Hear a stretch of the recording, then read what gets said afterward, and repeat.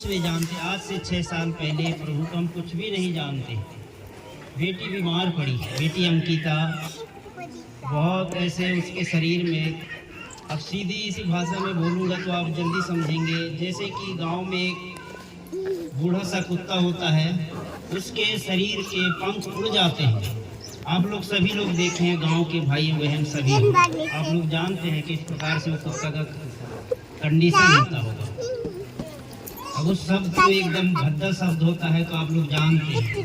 बेटी के पैर से शुरू हुआ था, छोटा सा इतना बड़ा सा शुरू हुआ था, तो हम कहे घाव होगा। लेकिन हमने उसको धीरे धीरे डॉक्टर के पास लेके भी गए, वो बढ़ता गया, गर्दन तक पहुंच गया, पूरा हाथ में भी पैर में भी। बेटी भी खुजली करती रहती थी, इधर कहीं इधर। हम भी घबरा गए।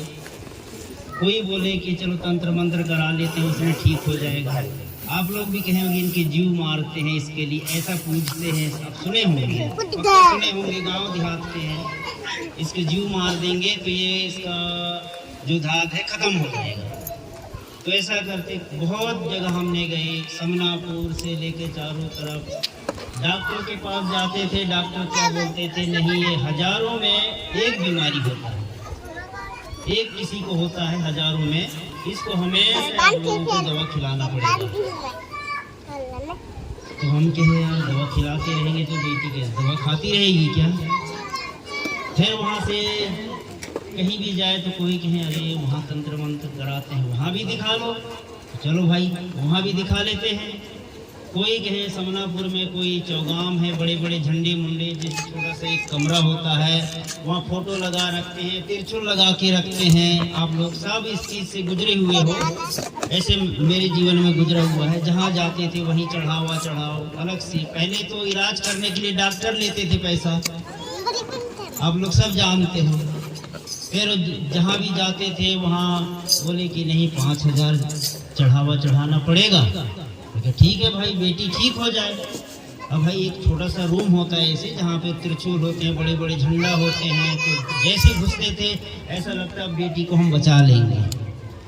उस बीमारी के साथ साथ जो बटरा की दाना होता है, वैसे छोटे छोटे फोड़े भी शुरू हो गए थे। साथ साथ जो लेडीज़ों को, बहनों को जो बीमारी है हो गए।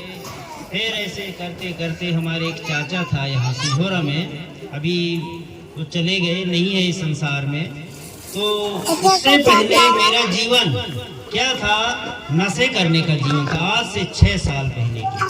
अब नशे की हालत में हम दोनों चर्चा कर रहे हैं, चाचा के साथ बैठे हैं, तो जहाँ आप लोग देखे होंगे गुनेरा की है।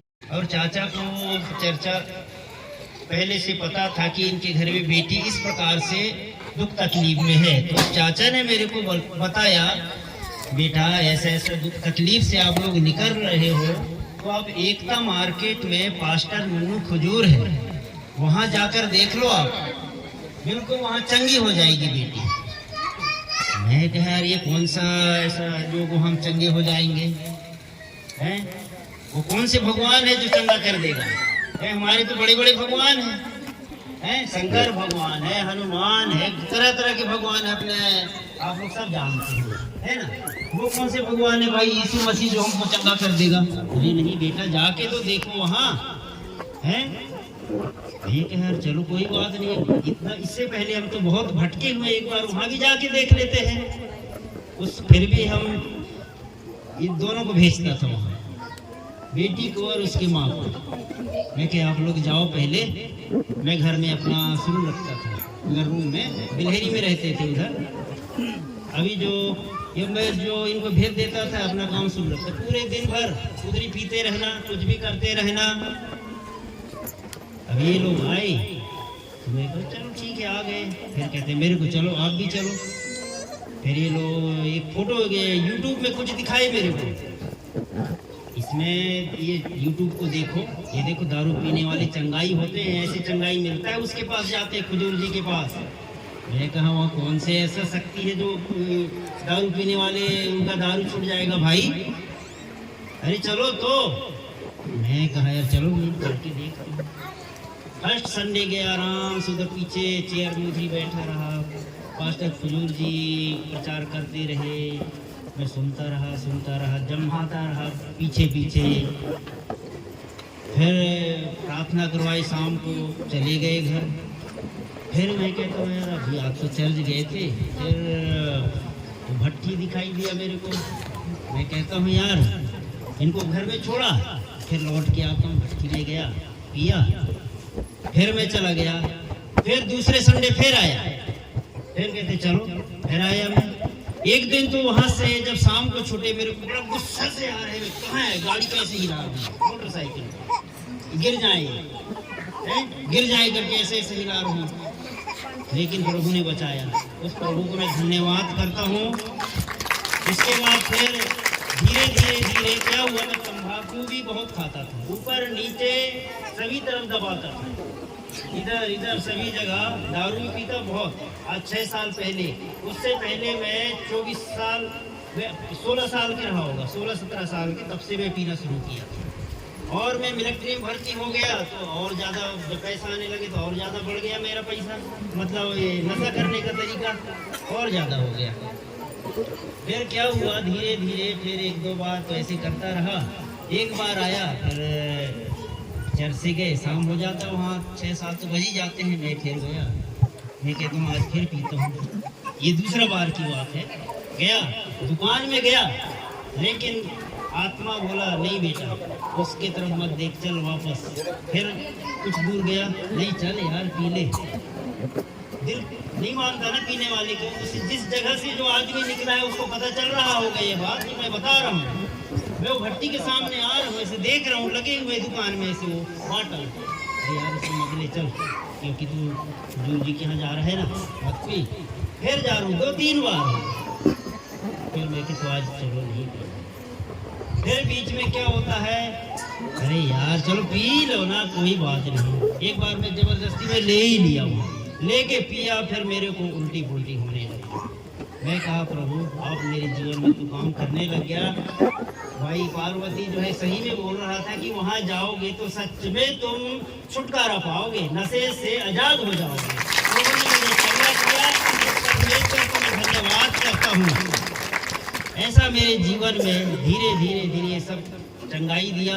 नशे के बंधन से उस परमेश्वर ने मुझे छुटकारा दिया, तंबाकू से, दारू से और ये बीमारी से। आज 6 साल हो गया, किसी प्रकार की न बेटी बीमार नहीं पड़ रहा है, ना बेटा, ना मैं, बिल्कुल चंगे भले रहते हैं। प्रभु यीशु मसीह की कृपा है। उस धन्यवाद करते हैं उस परमेश्वर का, बहुत बहुत धन्यवाद करते हैं उस खुदा का जो हमको नया जीवन दिया है। और मैं चाहता हूँ, मेरे को इससे चंगाई दिया है, छुटकारा दिया है, तो मैं यही परमेश्वर से प्रार्थना करता हूँ कि मेरे परिवार में छोटे से लेकर बड़े तक मेरे जैसे ही उसको भी चंगाई देगा परमेश्वर। अभी तो मेरे परिवार एक भी यहाँ पर नहीं आए हैं, कोई नहीं जानते यीशु मसीह परमेश्वर है करके, कोई भी नहीं जानते। बस प्रत्येक परिवार में हम ये 4 जो खड़े हैं, यही जो हम जानते हैं प्रभु यीशु मसीह को, इसके अलावा अभी कोई नहीं जानते हैं। लेकिन एक दिन वो समय आएगा, वो भी घुटना टेकेंगे परमेश्वर पर। धन्यवाद।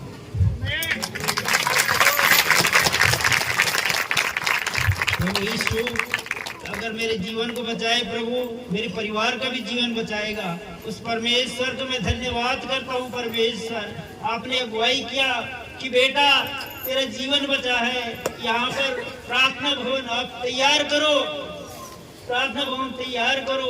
आपके जैसे आपके प्रार्थना भवन तैयार करने से आपके परिवार का जीवन बचाया जाएगा, उद्धार मिलेगा, एक एक का जीवन बचाया जाएगा। ऐसा मेरे परमेश्वर ने मुझे अगुवाई किया। मेरे को कोई शौक नहीं था यहाँ बनाने का, मेरे लिए अकेले के लिए कुछ नहीं, परमेश्वर ऊपर से देख रहा है, बेटा तेरे द्वारा जो है तेरे परिवार को जीवन और उद्धार मिलेगा। उस परमेश्वर का धन्यवाद करता हूँ।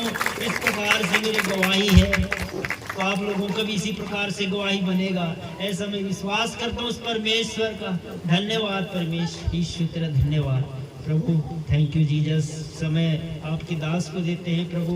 हमारा प्रार्थना ये गवाही को सुना, और इस गवाही के द्वारा प्रभु हर एक भाई बहन जो इस प्रकार से कंडीशन होगा उनका जीवन भी बचाया जाए। परमेश्वर तेरा धन्यवाद करता हूँ।